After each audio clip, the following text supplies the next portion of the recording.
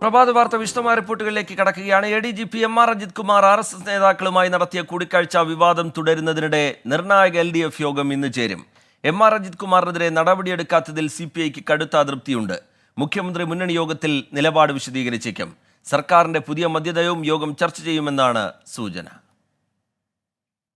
Police തലപ്പത്തെ രണ്ടാമൻ RSS നേതാക്കളുമായി കൂടിക്കാഴ്ച നടത്തിയത് പ്രതിപക്ഷം ശക്തമായ ആയുധമായി ഉപയോഗിക്കുന്നുണ്ട്. MR അജിത് കുമാറിനെ സർക്കാർ സംരക്ഷിക്കുന്നതിൽ CPI അടക്കമുള്ള ഘടകകക്ഷികൾക്ക് കടുത്ത അതിർത്തിയുമുണ്ട്. CPI സംസ്ഥാന സെക്രട്ടറി കഴിഞ്ഞ ദിവസം അത് പരസ്യമാക്കുകയും ചെയ്തു. തൃശൂർ പൂരം വിവാദത്തിലെ അന്വേഷണ റിപ്പോർട്ട് പുറത്തുവിടണമെന്ന CPI ആവശ്യത്തിനും പരിഗണന ലഭിച്ചിട്ടില്ല. ഇന്ന് മുന്നണി യോഗം ചേരുമ്പോൾ CPIക്ക് പുറമെ RJD അടക്കമുള്ളവർ ഈ വിഷയം ഉന്നയിച്ചേക്കും.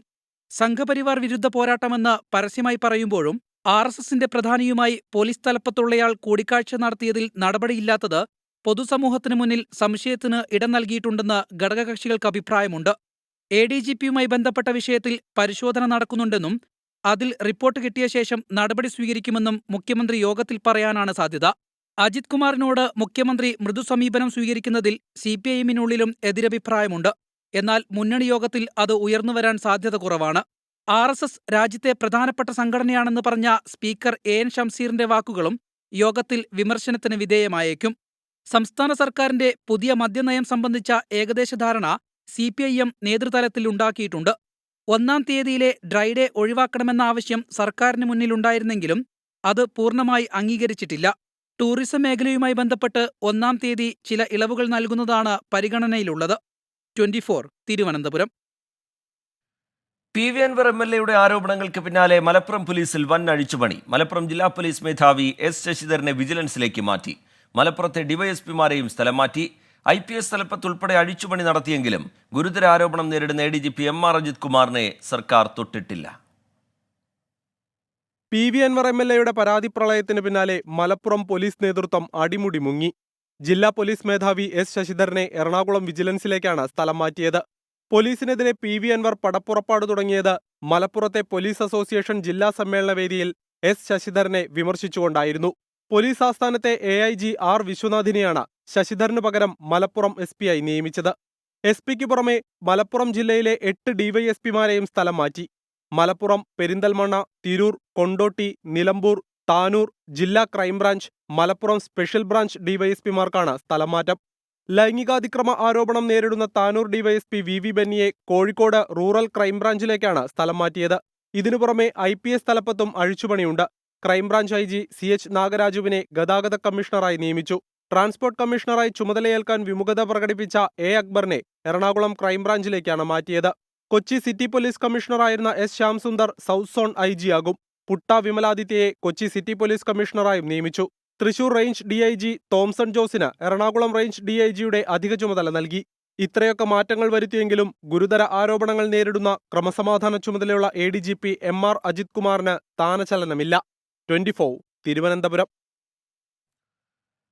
മലപ്പുറം SP ആയിരുന്ന S ശശിധരനോട് PV അൻവർ MLAയുടെ അസ്വാരസ്യം മറനീക്കിയത് പോലീസ് അസോസിയേഷൻ സമ്മേളനത്തിലാണ്. പിന്നീട് ക്യാമ്പ് ഓഫീസിലെ മരം മുറിക്കൽ അന്വേഷിക്കാനെത്തിയ PV അൻവറിനെ പോലീസ് തടഞ്ഞത് വിള്ളലിന്റെ ആഴം കൂട്ടി. ഒടുവിൽ മലപ്പുറത്തെ പോലീസ് ഉദ്യോഗസ്ഥരുടെ കൂട്ടസ്ഥലം മാറ്റത്തിലൂടെ PV അൻവർ MLAയെ തണുപ്പിക്കാനാണ് സർക്കാരിന്റെ ശ്രമം. മലപ്പുറത്ത് നടന്ന പോലീസ് അസോസിയേഷൻ സമ്മേളനത്തിൽ PV അൻവർ MLA എത്തിയത് ചിലതെല്ലാം പറയാൻ ഉറച്ചു തന്നെയായിരുന്നു. പരിപാടിക്ക് SP S ശശിധരൻ വൈകിയെത്തിയതു മുതൽ തന്റെ പാർക്കിലെ 2500 കിലോയുള്ള റോപ്പ് മോഷണം പോയതിൽ പ്രതിയെ പിടികൂടിയില്ല എന്നതുൾപ്പെടെ ചൂണ്ടിക്കാട്ടി രൂക്ഷ വിമർശനം SP-ക്കെതിരെ നടത്തി. 3 പ്രാവശ്യം ജില്ലാ പോലീസ് സൂപ്രണ്ടിനെ വിളിച്ചു. ഒരു വിവരമില്ല. ഇങ്ങനെയുണ്ട് ഒരു പോലീസിന്? എങ്ങനെ ഏത് പൊട്ടനെ കണ്ടുപിടിക്കാൻ കഴിയില്ല? IPS ഓഫീസർമാരുടെ നല്ല പേരിനെ കളങ്കപ്പെടുത്തുന്നുവെന്നും SP സാമൂഹ്യ വിരുദ്ധമായ നിലപാട് സ്വീകരിച്ചുവെന്നതടക്കം പൊതുവേദിയിൽ ആരോപിച്ചു. ഈ വിമർശനങ്ങൾക്ക് പിന്നാലെ പരിപാടിയിലെ മുഖ്യപ്രഭാഷകനായിരുന്ന S ശശിധരൻ ഒറ്റവാക്കിൽ ആശംസയേകി വേദി വിട്ടു. ഞാൻ അല്പം തിരക്കിലാണ്, അതുകൊണ്ട് ഒരു പ്രസംഗത്തിനുള്ള ഒരു മൂഡിലല്ല ഞാൻ. ഈ ചടങ്ങിന് എല്ലാവിധ ആശംസകളും അറിയിച്ചുകൊണ്ട് ഞാൻ എൻ്റെ വാക്കുകൾ ഉപസംഹരിക്കുന്നു. പിന്നീട് ജില്ലാ പോലീസ് മേധാവിയുടെ ഔദ്യോഗിക വസതിയിൽ നിന്ന് മരങ്ങൾ മുറിച്ചു കടത്തിയ പരാതിയിൽ പരിശോധിക്കാൻ MLA എത്തിയപ്പോൾ പോലീസ് തടഞ്ഞു. വാക്കുതർക്കമുണ്ടായി. അനുവാദം കൂടാതെ അനുവാദത്തിനാണല്ലോ ചോദിക്കുന്നത്. അനുവാദം എന്നോട് ചോദിക്കുന്നത് എസ് പി സാർ അനുവാദമാണ്. അപ്പൊ അയാൾ ഇവിടെ വരുന്ന ആളുകൾക്ക് ഇവിടുന്ന് അനുവാദം വാങ്ങിയിട്ടാണ് അകത്തേക്ക് പോകാൻ. ഇവിടെ ആരും വരാറില്ല സാറെ കാണാൻ. ആളെ കാണാൻ വരാത്ത ആൾ മനുഷ്യരായിട്ട് ബന്ധമില്ലാത്തതുകൊണ്ടാണ്. ക്യാമ്പ് ഓഫീസിൽ മനുഷ്യന്മാർ കാണാൻ വരും. പൊതുവേദിയിൽ വിമർശനം ഉന്നയിച്ചതിൽ മാപ്പ് പറയണമെന്ന ആവശ്യം പല കോണിൽ നിന്നുയർന്നെങ്കിലും മാപ്പ് പറയില്ലെന്ന നിലപാടാണ് അൻവർ എടുത്തത്. പ്രത്യക്ഷമായും പരോക്ഷമായും നിലനിന്ന തർക്കത്തിനും ശീതസമരത്തിനും ഒടുവിൽ SP S ശശിധരനെ സർക്കാർ മാറ്റി. MLA പറയാതെ പറഞ്ഞ ഒരാവശ്യം കൂടി നിറവേറ്റിക്കൊടുത്തു. അൻവർ അനുകൂലികളുടെ ഭാഷയിൽ 2ാം വിക്കറ്റ്. 24 മലപ്പുറം. ആലപ്പുഴ കലവൂർ കോർത്തശ്ശേരിയിൽ കൊന്നുകുഴിച്ചു മൂടിയ നിലയിൽ കണ്ടെത്തിയ വയോധികയുടെ പോസ്റ്റ്മോർട്ടം ഇന്ന് ആലപ്പുഴ മെഡിക്കൽ കോളേജിൽ നടക്കും. മൃതദേഹത്തിന് 1 മാസത്തെ പഴക്കമുണ്ട് എന്നാണ് നിഗമനം. അതുകൊണ്ട് തന്നെ പോസ്റ്റ്മോർട്ടം സങ്കീർണമാകും. പ്രതികളെന്ന് സംശയിക്കുന്ന നിതിൻ മാത്യുവിനും ശർമിളയ്ക്കും വേണ്ടി ഉടുപ്പിയിൽ തെരച്ചിൽ നടത്തിയെങ്കിലും കണ്ടെത്താൻ കഴിഞ്ഞില്ല. ഇവർക്ക് ഈ അവിഹിത ബന്ധമാണ് ഏറ്റവും കൂടുതലായിട്ട് കൊണ്ടുവന്ന് സമൂഹം പറയണത്. അപ്പോൾ ഇവർ കണ്ടുവരാനും മദ്യപിക്കുകയൊക്കെ ചെയ്യും. അവിടെ കിടന്ന് ഭയങ്കര ആട്ടും കുത്തുമൊക്കെ ആയിരുന്നു ഈ പെണ്ണ്. അപ്പോൾ ഈ കാട്ടെടുത്തവനെന്ന് പറഞ്ഞാൽ അവർ രണ്ടുപേരും ഈ ആണും രണ്ടുപേരും ബന്ധമുള്ളതാണ്. അയാളുടെ എന്തോ റിലേഷൻപ്പെട്ട ഒരു പയ്യനാണ് ഈ പെണ്ണിൻ്റെ ഭർത്താവായിട്ട് നടക്കുന്നത്. അപ്പോൾ അവൻ വരുമ്പോഴാണ് മദ്യപാൻ അമിതമായിട്ട് കഴിക്കണം. വള്ളവറക്കായില്ലെങ്കിൽ പിന്നെ കൽപ്പണിക്ക് പോകുമ്പോൾ രണ്ടുപേരും കൂടി പോകും. എന്നിട്ട് ഇവളെ എവിടെ പോകണമെന്ന് അറിയാൻ പറ്റില്ല. അവൾ അപ്പോൾ പോകും, അവൻ്റെ കൂടെ പോകും. പിന്നെ വരികയും ചെയ്യും. സന്ധ്യയാകുമ്പോഴാണ് പിന്നെ വന്നത്. പിന്നെ അവിടുത്തെ ജീവിതം മോശമായിട്ടായിരുന്നു. അയൽക്കാരും ചെല്ലുകയല്ലേ തിരക്കുകയില്ല. തൊട്ടയിലും സ്ഥിരമായിട്ടുണ്ട്. മനീഷ് മഹിബാൽ ആലപ്പുഴയിൽ നിന്ന് വിവരങ്ങളുമായി ചേരുന്നുണ്ട്. മനീഷ്, നാട്ടുകാരൻ്റെ പ്രതികരണം നമ്മൾ കണ്ടു. പോലീസ് ഇപ്പോഴെത്തി നിൽക്കുന്ന നിഗമനം ഈ പ്രതികളെന്ന് സംശയിക്കുന്ന ശർമിളയ്ക്കും നിതിനുമായുള്ള തെരച്ചിൽ, അതിലൊക്കെ പോലീസ് പുതുതായി എന്തെങ്കിലും കാര്യങ്ങൾ വ്യക്തമാക്കുന്നുണ്ടോ മനീഷ്? റിജിത്ത്, നിലവിൽ പോലീസ് ഉടുപ്പിയിലേക്ക് ആലപ്പുഴയിൽ നിന്നും കടവന്ത്രയിൽ നിന്നും പോലീസ് അത് പോയിട്ടുണ്ട്. പക്ഷേ ഇതിൽ നിന്നും പോലീസ് മനസ്സിലാക്കുന്നത് ആലപ്പുഴയിൽ ഉൾപ്പെടെ വിവിധ സ്ഥലങ്ങളിൽ ഇവർ സുഭദ്രയുടേതെന്ന് കരുതുന്ന സ്വർണം പണയം വെച്ചതായി പോലീസ് കണ്ടെത്തിയിട്ടുണ്ട്. നിലവിൽ ഈ ശർമിള മാത്രം, കേസിൽ പ്രതിയെന്ന് സംശയിക്കുന്ന ശർമിള മാത്രമാണ് ഈ ജ്വല്ലറിയിൽ എത്തി ആലപ്പുഴയിലും ഉടുപ്പിയിലെയും ഈ ജ്വല്ലറിയിൽ പോയി പണയം വെച്ചതെന്ന് മനസ്സിലാക്കുന്നു. എങ്കിൽ ഇവർ രണ്ടുപേരും ഒരുമിച്ച് തന്നെയാണോ അതോ രണ്ടുപേരും വേറെ വേറെ സ്ഥലങ്ങളിലാണോ ഒളിവിലുള്ളത് എന്ന സംശയം പോലീസിനുണ്ട്. ഇതിനോടകം തന്നെ പോലീസ് വ്യക്തമാക്കിയിട്ടില്ലെങ്കിൽ ചിലപ്പോൾ ഇവരുടെ വലയത്തിൽ തന്നെ ഈ പ്രതികൾ ഉണ്ടാകാനുള്ള സാധ്യത കൂടിയുണ്ട്. കാരണം ഇന്നലെ തന്നെ പോലീസ് സംഘം വ്യക്തമാക്കിയത് വാർത്താ മാധ്യമങ്ങളടക്കം ഇവരുടെ ചിത്രങ്ങളൊക്കെ തന്നെ പങ്കുവെച്ചത് കൊണ്ട് ഇവരെ പിടികൂടാൻ എളുപ്പമാണ്. ഇവരെ എത്രയും വേഗം പിടികൂടാൻ സാധിക്കും. ഒരു ദിവസത്തിനപ്പുറത്തേക്ക് അത് പോകില്ല എന്നാണ് പോലീസ് അറിയിക്കുന്നത്. അതേസമയം ഇനി മൃതദേഹത്തിന്റെ പരിശോധനയുടെ വിവരങ്ങളാണെങ്കിൽ ഇന്ന് രാവിലെ 8 മണിക്ക് ആദ്യത്തെ പോസ്റ്റ്മോർട്ടമാണ് ആലപ്പുഴ മെഡിക്കൽ കോളേജിൽ നടക്കുക. ഇന്നലെ തന്നെ ആലപ്പുഴ വണ്ടാനം മെഡിക്കൽ കോളേജിലെ ഫോറൻസിക് ഡോക്ടർ എത്തി സ്ഥലം കാണുകയും പിന്നീട് 1 മണിക്കൂറോളം ഇൻക്വസ്റ്റ് നടപടികളടക്കം പോലീസ് സംഘത്തിന്റെ ഒപ്പം ഈ ഫോറൻസിക് സർജന്മാരും ഉണ്ടായിരുന്നു. ഇന്ന് രാവിലെ 8 മണിക്ക് പോസ്റ്റ്മോർട്ടം നടപടികൾ നടക്കും. ഉച്ചയോടുകൂടി തന്നെ പ്രാഥമികമായ വിവരം ലഭിക്കും. ഏകദേശം 1 മാസത്തോളം പഴക്കമുണ്ട് ഈ മൃതദേഹത്തിന് എന്നാണ് പോലീസ് സംഘത്തിന്റെ കണ്ടെത്തൽ. ഒപ്പം തന്നെ ഇത് എങ്ങനെ കൊലപാതകം നടത്തി, ഈ മരണകാരണം എന്താണ് എന്നതടക്കമുള്ള കാര്യങ്ങൾ പോസ്റ്റ്മോർട്ടം റിപ്പോർട്ടിൽ വ്യക്തമാകും. ഇനി ഇവർ തന്നെയാണോ കൊലപാതകം നടത്തിയത്, കൊലപാതകം എന്തിനു വേണ്ടിയാണ്, എന്തായിരുന്നു കാരണം, ഈ സ്വർണ്ണാഭരണങ്ങൾ കവരാൻ വേണ്ടി മാത്രമാണോ അതല്ല മറ്റെന്തെങ്കിലും കാരണമുണ്ടോ, അതടക്കമുള്ള കാര്യങ്ങൾ ഈ പോലീസ് സംഘത്തിന് അന്വേഷിക്കേണ്ടതുണ്ട്. ആലപ്പുഴ മണ്ണഞ്ചേരി പോലീസാണ്, കടവന്ത്ര പോലീസ് തുടങ്ങിയ ഒരു തിരോധാന കേസ് വന്നെത്തി നിൽക്കുന്നത് മണ്ണഞ്ചേരി പോലീസിലെ ഒരു കൊലപാതക കേസായിട്ടാണ്. ഈ കേസ് അന്വേഷിക്കുന്നത് ആലപ്പുഴ DYSP മധു ബാബുവാണ്. ശരി, മനീഷ് മഹിബാൽ ആലപ്പുഴയിൽ നിന്ന് വിവരങ്ങൾ പങ്കുവയ്ക്കുകയായിരുന്നു. തിരുവനന്തപുരം നഗരത്തിലെ കുടിവെള്ള പ്രതിസന്ധി പൂർണ്ണമായി പരിഹരിച്ചെന്ന് അധികൃതർ അവകാശപ്പെടുമ്പോഴും കുടിവെള്ളം ലഭിക്കുന്നില്ല എന്ന പരാതി ഇപ്പോഴും ഉയരുന്നുണ്ട്. താഴ്ന്ന പ്രദേശങ്ങളിൽ വെള്ളം എത്തുന്നുണ്ടെങ്കിലും ഉയർന്ന പ്രദേശങ്ങളിലാണ് പ്രശ്നം നേരിടുന്നത്. അതിനിടെ നാളെ രാവിലെ മുതൽ ആൽത്തറ മേട്ടുക്കട റോഡിൽ ജലവിതരണം തടസ്സപ്പെടുമെന്ന് വാട്ടർ അതോറിറ്റി അറിയിച്ചു. നഗരത്തിലെ കുടിവെള്ള പ്രതിസന്ധിയിൽ വാട്ടർ അതോറിറ്റിയോട് സർക്കാർ റിപ്പോർട്ട് തേടിയിരുന്നു. റിപ്പോർട്ടിന്റെ അടിസ്ഥാനത്തിലാകും ഇനി തുടരന്വേഷണം. ഉദ്യോഗസ്ഥർക്ക് കനത്ത വീഴ്ചയുണ്ടായെന്നാണ് വിലയിരുത്തൽ. അന്വേഷണത്തിൽ വീഴ്ച തെളിഞ്ഞാൽ ഉദ്യോഗസ്ഥർക്കെതിരെ കടുത്ത നടപടിയുമുണ്ടാകും. സാങ്കേതികത്വം പറഞ്ഞ് കൈകഴുകുമ്പോഴും 7ാം ദിവസമായിട്ടും നഗരത്തിലെ കുടിവെള്ള പ്രതിസന്ധി പൂർണ്ണമായി പരിഹരിക്കാൻ അധികൃതർക്ക് കഴിഞ്ഞിട്ടില്ല. മലമുകൾ, കാച്ചാണി അടക്കമുള്ള ഉയർന്ന പ്രദേശങ്ങളിൽ ഇനിയും വെള്ളമെത്തുന്നില്ലെന്ന പരാതിയുണ്ട്. ഉയർന്ന പ്രദേശങ്ങളിലെ പൈപ്പുകളിലുണ്ടായ എയർ ബ്ലോക്കാണ് വെള്ളമെത്താൻ വൈകുന്നതെന്ന കാരണമാണ് വാട്ടർ അതോറിറ്റിയുടെ വിശദീകരണം. പരാതിയുമായി ആരും എത്തുന്നില്ലെന്ന ആശ്വാസത്തിലാണ് കോർപ്പറേഷൻ. കോർപ്പറേഷനും രാഷ്ട്രീയ നേതൃത്വവും ഉദ്യോഗസ്ഥരുടെ തലക്കിട്ട് ഉത്തരവാദിത്വത്തിൽ നിന്ന് ഒഴിയുകയാണ്. കുടിവെള്ളം മുടങ്ങിയതിൽ രൂക്ഷ വിമർശനവുമായി പ്രതിപക്ഷ നേതാവ് വി ഡി സതീശനും കെ സുരേന്ദ്രനും കഴിഞ്ഞ ദിവസം രംഗത്തെത്തിയിരുന്നു. നഗരസഭയുടെ അനാസ്ഥയാണ് പ്രതിസന്ധി ഉണ്ടാക്കിയതെന്ന് ആരോപണം. സ്മാർട്ട് സിറ്റിയുടെ പ്രവൃത്തികൾ പുരോഗമിക്കുന്നതിനാൽ ഇടയ്ക്കിടയ്ക്ക് ജലവിതരണം തടസ്സപ്പെടുന്ന സാഹചര്യവുമുണ്ട് നഗരത്തിൽ. വെള്ളയമ്പലത്ത് കഴിഞ്ഞ ദിവസം രാത്രി സ്മാർട്ട് റോഡിന്റെ പ്രവൃത്തികൾ പുരോഗമിക്കുന്നതിനിടെ പൈപ്പ് തകരാറിലായി 2 മണിക്കൂറോളം ജലവിതരണം തടസ്സപ്പെട്ടു. അതിനിടെ വ്യാഴാഴ്ച രാവിലെ 10 മണി മുതൽ രാത്രി 12 മണി വരെ ആൽത്തറ മേട്ടുക്കട റോഡിൽ ജലവിതരണം തടസ്സപ്പെടുമെന്ന് വാട്ടർ അതോറിറ്റി അറിയിച്ചു. സമീപവാസികൾ വേണ്ട മുൻകരുതലെടുക്കണമെന്നാണ് അതോറിറ്റിയുടെ നിർദ്ദേശം. മുന്നറിയിപ്പ് വന്നതിന് പിന്നാലെ വീണ്ടും കുടിവെള്ളം മുടങ്ങുമോ എന്ന ആശങ്കയിലാണ് നഗരവാസികൾ. 24 തിരുവനന്തപുരം.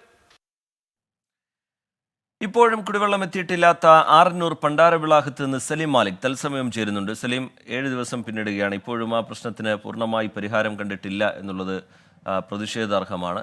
എന്താണ് അധികൃതർ അതിനെ വിശദീകരിക്കുന്നത്? ഇപ്പോഴും കുടിവെള്ളം എത്താത്ത മേഖലകളിൽ പകരം സംവിധാനം ഏത് തരത്തിൽ ഒരുക്കുന്നു? അതുപോലെ നാളെ രാവിലെ മുതൽ ആൽത്തറ മേട്ടുക്കട റോഡിൽ ജലവിതരണം തടസ്സപ്പെടുമെന്ന് വാട്ടർ അതോറിറ്റി അറിയിക്കുന്നുണ്ട്. മുമ്പുണ്ടായത് ആസൂത്രണമില്ലായ്മയാണ്. ഇങ്ങനെ നാളത്തെ കാര്യത്തിൽ തയ്യാറെടുപ്പുകളൊക്കെ ശരിയായ രീതിയിലാണോ സലീം?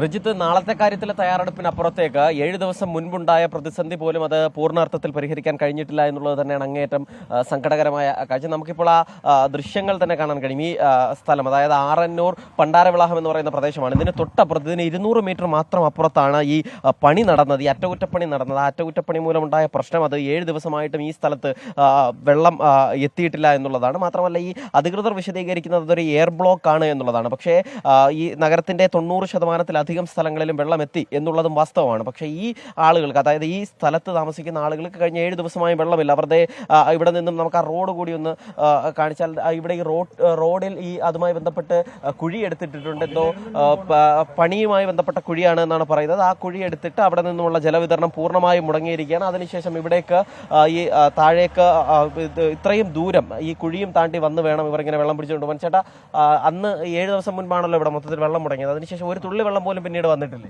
ഇല്ല, അത് വെള്ളം വരില്ല. ഇതിലെ വരും, ഇതിലെ മാത്രം വരും. വേറെ ഒരു ലൈനിലും കിടயாது. ഈ നഗരസഭ പറയുന്നത് ഈ ടാങ്കറുകളിൽ വെള്ളം എത്തിക്കുന്നുണ്ട്, അതും വീട്ടിൽ എത്തുന്നു? ഇല്ല, ഒന്നില്ല. അതൊക്കെയുള്ള സൗകര്യങ്ങളുടെ പൈസ ഉള്ള ആളല്ല. ടാങ്കിലെ ഒന്ന് വെള്ളം ടാങ്കറിൽ തൽക്കാലം ഈ ജലപ്രതിസന്ധി മൂലം സൗജന്യമായി എത്തിക്കുമെന്ന് പറഞ്ഞത് ഒരു ദിവസം വന്നിരുന്നു. ഇന്നലെ ഒരു ദിവസം വന്നിരുന്നു ടാങ്കറിലെ. ഒരു ദിവസം കൊണ്ടുവന്നു. ഇല്ല, ഇന്നലെ ഒരു ദിവസം വന്നു. പരാതി പറഞ്ഞിരുന്നു വെള്ളം വന്നിട്ടില്ല എന്ന്. അതൊക്കെ അവർ വിളിച്ചു പറഞ്ഞു. എന്താ അവരൊക്കെ ചെയ്യണില്ല, പണി ചെയ്തിരുന്നറിയാം. അവർ മിണ്ടാതിരിക്കുന്ന പണിയൊക്കെ ചെയ്യണം. അപ്പോൾ റിജിത്ത്, അങ്ങനെയാണ് ആ നിലയിൽ വലിയ പ്രതിസന്ധി ഇവിടുത്തെ ആളുകൾക്ക് ഉണ്ട്. ചേച്ചി, വലിയ ബുദ്ധിമുട്ടാണോ ഇപ്പോൾ വെള്ളമില്ലാതെ? വലിയ ബുദ്ധിമുട്ടാണ്. 7 ദിവസം ഇന്ന് വെള്ളം വന്നിട്ട് ഇതുവരെ വന്നിട്ടില്ല. നിങ്ങൾ പരാതിയൊന്നും പറഞ്ഞില്ലേ? ഞങ്ങൾ പരാതിയൊക്കെ പറഞ്ഞു, പക്ഷെ ആ മറുപടി ഇതന്നെ, ഇതാ കണ്ടില്ലേ, വഴി പോലും മുട്ടിയിരിക്കുക. ഇനിയിപ്പോൾ വീണ്ടും അടുത്ത ഒരു ദിവസം, നാളെ രാവിലെ മുതൽ ചില സ്ഥലങ്ങളിൽ വെള്ളം മുടങ്ങുമെന്ന് പറയുന്നുണ്ട്. അപ്പോൾ ഉടനെ ഒന്നും നിങ്ങൾ പ്രതീക്ഷിക്കുന്നില്ല? ഇല്ല, ഞങ്ങൾ പ്രതീക്ഷിക്കുന്നില്ല. റിജിത്ത്, ആ നിലയിലാണ്. കാരണം ഈ വളരെ കുറച്ച് സ്ഥലം മാത്രമേ ഉണ്ടാകുള്ളൂ പ്രശ്നം. പക്ഷെ ആ സ്ഥലത്തെ മനുഷ്യർക്ക് ഇതുവരെയും കുടിവെള്ളം കിട്ടിയിട്ടില്ല എന്ന് പറയുന്നത് അതൊരു ഗുരുതര പ്രശ്നം തന്നെയാണ് എന്നുള്ള കാര്യത്തിൽ ഒരു സംശയവുമില്ല. മാത്രമല്ല, ഇത്രയും വലിയ പ്രതിസന്ധി, നേരത്തെ തന്നെ ആസൂത്രണമില്ലായ്മയാണ് ഈ പ്രതിസന്ധിക്ക് കാരണം എന്ന് വലിയ വിമർശനം കേട്ടിരുന്നു. അതിനിടയിലാണ് നാളെ രാവിലെ 10 മണി മുതൽ രാത്രി 12 മണി വരെ വിവിധ സ്ഥലങ്ങളിൽ കുടിവെള്ളം മുടങ്ങുമെന്നൊരു അറിയിപ്പ് വാട്ടർ അതോറിറ്റിയുടെ ഭാഗത്തു നിന്നുണ്ടാകുന്നത്. പക്ഷേ അത് ഒരു ദിവസം പൂർണ്ണമായി പോലും ഇല്ല. ഒരു പകലും പിന്നീട് രാത്രി പകുതി വരെയും വെള്ളം മുടങ്ങുമെന്നാണ് അറിയിപ്പ്. പക്ഷെ അത് കേൾക്കുമ്പോൾ നഗരവാസികൾക്ക് സ്വാഭാവികമായും ആശങ്കയുണ്ടാവും. കാരണം 24 മണിക്കൂർ മാത്രം വെള്ളം മുടങ്ങുമെന്നൊരു അറിയിപ്പിൽ തുടങ്ങിയൊരു പണി നഗരത്തിനെ ആകെ സ്തംഭിപ്പിച്ച കാഴ്ച നമ്മൾ കണ്ടതാണ്. അതുകൊണ്ട് തന്നെ നാളെയുള്ള ഈ പ്രവർത്തനവും ആ നിലയിലൊരു ആശങ്കയുണ്ട്. ഞാൻ അവർക്ക് ഈ നമ്മുടെ വാർത്ത കാണുന്നവർക്ക് ഏതൊക്കെ സ്ഥലത്താണ് ഈ ജലവിതരണം മുടങ്ങുന്നത് എന്ന് ഒന്നുകൂടി പറയാം. അത് വിവിധ സ്ഥലങ്ങൾ. അതിൽ ഏറ്റവും പ്രധാനപ്പെട്ട സ്ഥലം നിലവിൽ പാലാട്ടുകോണമാണ്. Vazhuthacaud, Palattukonam, Udarasiromani road, CMS Nagar, Sisu Vihar lane, Cotton Hill, Edappazhanji, K Aniruddhan road, Irakkam road, Mettukada, Valiyasala, Thycaud, അങ്ങനെ ഇത്രയും പ്രദേശങ്ങളിലാണ് നാളെ രാവിലെ മുതൽ വെള്ളം മുടങ്ങുന്നത് എന്നാണ് നിലവിൽ വാട്ടർ അതോറിറ്റി അറിയിച്ചിരിക്കുന്നത്. വിവരങ്ങൾ നൽകുകയായിരുന്നു. ഇപ്പോഴും കുടിവെള്ളം എത്തിയിട്ടില്ലാത്ത മേഖലയുണ്ട്. ആറന്നൂർ പണ്ടാരവിളാഹത്ത് നിന്ന് വിവരങ്ങൾ നൽകുകയായിരുന്നു സലീം മാലിക്. മണിപ്പൂരിൽ സംഘർഷങ്ങളും പ്രതിഷേധവും തുടരുകയാണ്. അക്രമ സംഭവങ്ങളിൽ മണിപ്പൂർ ഗവർണർ ആശങ്ക രേഖപ്പെടുത്തി. വിദ്യാഭ്യാസ സ്ഥാപനങ്ങൾക്ക് 2 ദിവസത്തേക്ക് കൂടി അവധി നൽകി. പ്രതിഷേധവുമായി എത്തിയ വിദ്യാർത്ഥികൾ പോലീസുമായി ഏറ്റുമുട്ടി. നിരവധി പേർക്ക് പരിക്കേറ്റു. വിനീത VG ഡൽഹിയിൽ നിന്ന് വിവരങ്ങളുമായി ചേരുന്നുണ്ട്. വിനീത, സംഘർഷത്തിന് അയവില്ല, പോലീസ് സ്വീകരിക്കുന്ന ജാഗ്രത, സർക്കാർ സംവിധാനങ്ങളുടെ ജാഗ്രത, പ്രതിഷേധം, പുതിയ വിവരങ്ങൾ എന്താണ് വിനീത?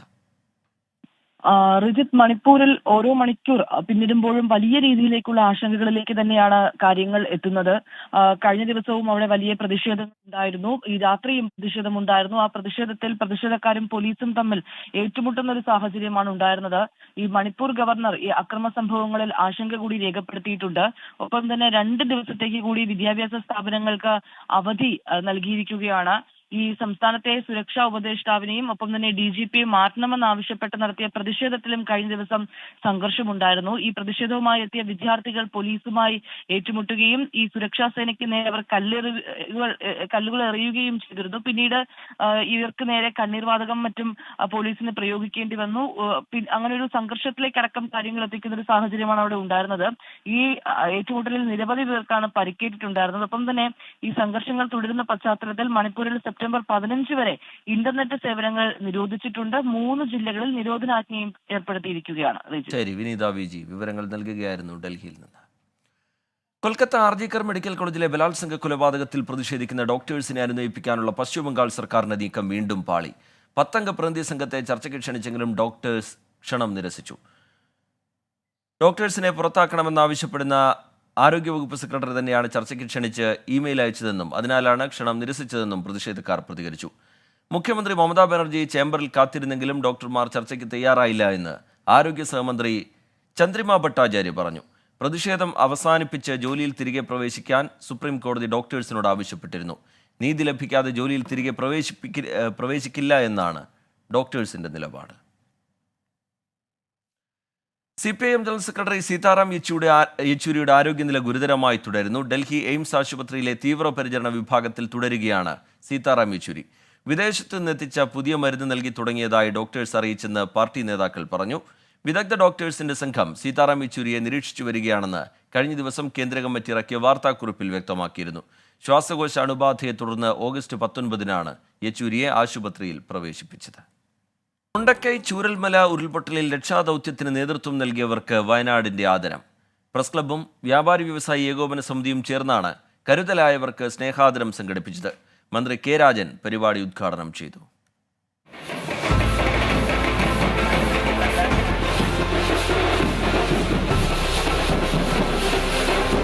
ദുരന്തഭൂമിയിൽ രക്ഷാപ്രവർത്തനത്തിനിറങ്ങിയവരെയാണ് ആദരിച്ചത്.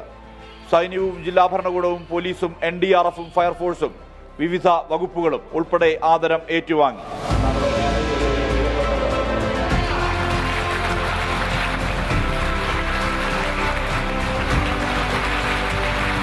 മന്ത്രി K രാജൻ പരിപാടി ഉദ്ഘാടനം ചെയ്തു. T സിദ്ദിഖ് MLA, ജില്ലാ panchayat president Shamshad Marakkar, collector DR Meghashree തുടങ്ങിയവർ സംസാരിച്ചു. തന്നെ ഈ ഒരു വലിയ തിരക്കുകൾക്ക് ശേഷം ഇവിടെ ഈ മഹനീയമായ ചടങ്ങിൽ പങ്കാളിയായിട്ടുള്ള മുഴുവൻ പേരെയും വിളിച്ചാദരിച്ച് നാട് എങ്ങനെയാണ് ഒരു ദുരന്ത മുഹൂർത്തത്തിൽ ഇടപെടേണ്ടത് എന്ന് പുതിയ തലമുറയെ ബോധ്യപ്പെടുത്താൻ കഴിയും വിധം ഒരു പരിപാടി തയ്യാറാക്കണം എന്ന് ഞങ്ങളും ആലോചിച്ചിട്ടുണ്ട്. 100-ലേറെ സന്നദ്ധ സംഘടനകളെയും ചടങ്ങിൽ ആദരിച്ചു. ചുണ്ടേൽ പാരിഷാളിലായിരുന്നു പരിപാടി.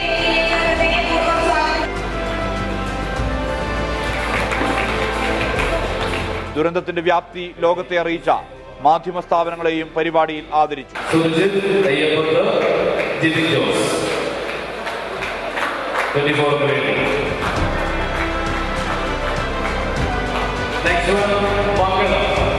Press club president KS Musthafa, secretary Jomon Joseph, treasurer Jithin Jose, വ്യാപാരി വ്യവസായി ഏകോപന സമിതി ജില്ലാ president Jojin T Joy, secretary K Usman, treasurer Noushad Karimpanakkal തുടങ്ങിയവർ നേതൃത്വം നൽകി.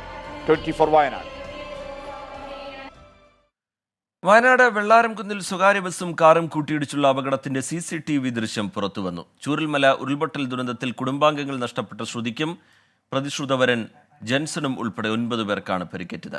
ഇന്നലെ വൈകിട്ട് 3:30-യോടെയാണ് അപകടം. മേപ്പാടി സ്വകാര്യ മെഡിക്കൽ കോളേജിൽ ചികിത്സയിൽ കഴിയുന്ന ജിൻസന്റെ പരിക്ക് ഗുരുതരമാണ്. അപകടത്തിൽ തലയ്ക്കാണ് പരിക്കേറ്റത്. ശ്രുതിയുടെ പരിക്ക് ഗുരുതരമല്ല. ശ്രുതി ഉൾപ്പെടെയുള്ളവർ കൽപ്പറ്റയിലെ സ്വകാര്യ ആശുപത്രിയിൽ ചികിത്സയിലാണ്. കൽപ്പറ്റ കോഴിക്കോട് റൂട്ടിലോടുന്ന ബസ്സിൽ ഇവർ സഞ്ചരിച്ചിരുന്ന വാൻ ഇടിക്കുകയായിരുന്നു. ആന്ധ്രാപ്രദേശിൽ ജഗൻമോഹൻ റെഡ്ഡിയുടെ ഭരണകാലത്ത് 500 കോടിയോളം രൂപ ചെലവിട്ട് നിർമ്മിച്ച കൂറ്റൻ ബംഗ്ലാവ് എന്ത് ചെയ്യണമെന്നറിയാതെ സർക്കാർ. വിശാഖപട്ടണത്തെ വിവാദ ബംഗ്ലാവ് 3 മാസത്തിലേറെയായി പൂട്ടിക്കിടക്കുകയാണ്. പരിസ്ഥിതി നിയമലംഘനത്തിന്റെ പേരിൽ ഈ കെട്ടിടത്തിനെതിരായ കേസുകളും അനന്തമായി നീളുന്നു. വിശാഖപട്ടണത്ത് കടലിന് അഭിമുഖമായി നിൽക്കുന്ന ഋഷികൊണ്ട കുന്നിന്റെ ഒരു ഭാഗം ഇടിച്ചു നിരത്തി ഏതാണ്ട് 500 കോടിയോളം രൂപ ചെലവഴിച്ച് ജഗൻമോഹൻ റെഡ്ഡി നിർമ്മിച്ച ആ കൊട്ടാരമാണ് എനിക്ക് പുറകിൽ ദാ ഈ കാണുന്നത്. ചെലവഴിച്ച പണത്തിന്റെ തൂക്കം നോക്കുമ്പോൾ 9 ഏക്കറിലായി വ്യാപിച്ചു കിടക്കുന്ന ഈ വലിയ നിർമ്മിതിയെ കൊട്ടാരമെന്നല്ലാതെ വിശേഷിപ്പിക്കാൻ കഴിയില്ല.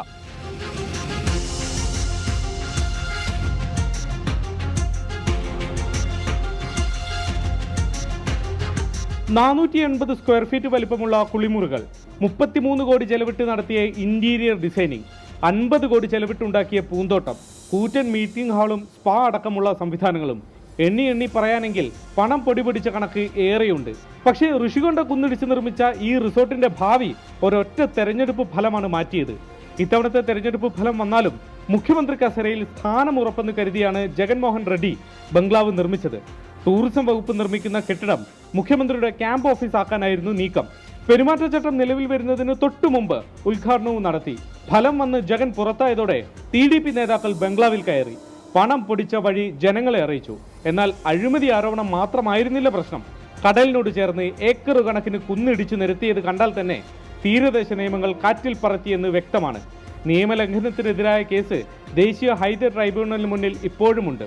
കെട്ടിടം അപ്പാടെ പൊളിക്കണമെന്ന നിലപാട് TDPക്കില്ല. എന്നാൽ തീരുമാനം പതിയെ മതിയെന്നാണ് നിലപാട്.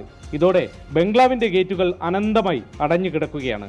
പരിസ്ഥിതി നിയമങ്ങളെ കാറ്റിൽ പറത്തിയാണ് പരിസ്ഥിതി ലോല മേഖലയിൽ ഒരു മലയുടെ ഭാഗമാകെ ഇടിച്ചു നിരത്തി ഈ വലിയ പ്രൗഢഗംഭീരമായ കെട്ടിടം നിർമ്മിച്ചതെന്ന് ദൂരക്കാഴ്ചയിൽ നിന്ന് നമുക്ക് മനസ്സിലാക്കാൻ കഴിയുന്നുണ്ട്.